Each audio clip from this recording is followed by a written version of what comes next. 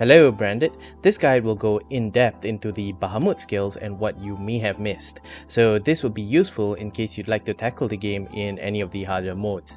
As usual, this guide took time and effort to make, so if you got value out of this, then drop a sub and a like. Alright, let's start with the iconic feat, which is Wings of Light. So Wings of Light is mainly used to charge up your Mega Flare, which does AoE damage and tracks enemies to a certain extent. They don't really say is that there are penalties to the charging as well. Moving around slows down the charge rate of Mega Flare, and when you stop moving, it goes back to normal speed. This is also the same when you spam the dodge button, which also results in a penalty to the charging rate for a couple of seconds, after which it goes back to normal. Dodging at the last minute though gives you a bonus to how much you charge, but it still charges around the same rate. So the game plan here is to get into the Wings of Light deliberately once you know the enemy's pattern and abuse it by using the Mega Flare dodge. Another thing they don't mention is that you can also cancel Wings of Light by pressing the X button or switching to another icon, so use this as you see fit. In regards to the Mega Flare itself, there's this effect where if you cast a spell and you use Odin's ultimate to slow time, the accumulated hits will come rushing down to the enemy. This is especially useful when the enemy is moving since there's a radius of effect for the Mega Flare skill, and you want to keep that enemy within that said radius. But that only applies if the enemy is moving. If the enemy is staggered, and I've tested this out, the damage difference isn't really that huge since the skill hits of Mega Flare are already predetermined. But doing the Odin and then Mega Flare thing definitely looks cool though. Next, let's move into Impulse.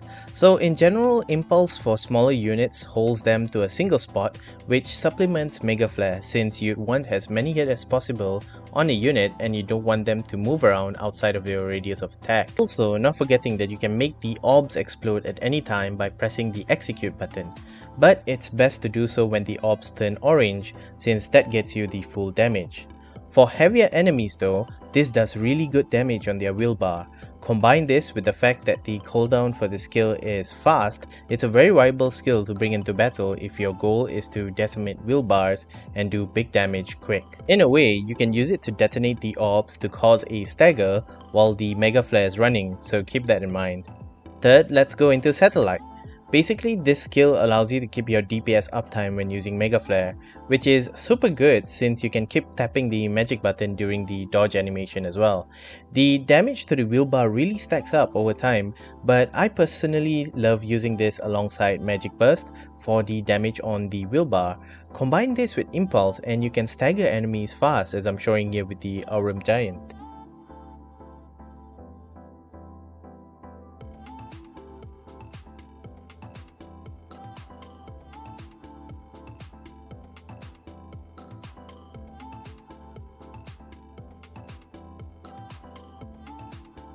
Fourth, let's talk about the peculiar skill, Flame Breath. Initially, I just never used this much in my gameplay, but upon testing, it's actually super good for crowd control. In fact, I dare say it's better than Ignition. It does pretty good damage with combos into other skills. The skill is also cancelable into Titan's counter and Shiva's dodge, which makes it even more cooler than it seems. Ideally, you'd want to use this skill to group enemies and then continue your offense. Somehow, I think this is actually a good skill to bring into your Ultimaniac gameplay runs cause it groups enemies very well. Funny thing about this skill is that you can also tank damage while using it, probably for you to group enemies better. Additionally, since this skill also holds enemies in place, it complements Mega Flare as well. Here's a few examples of skill combos you can do with Flame Breath.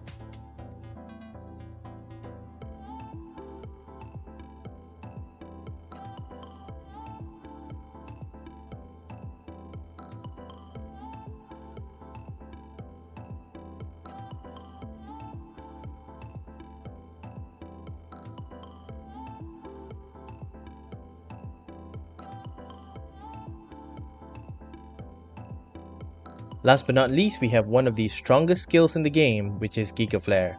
Basically the Kamehameha from Dragon Ball.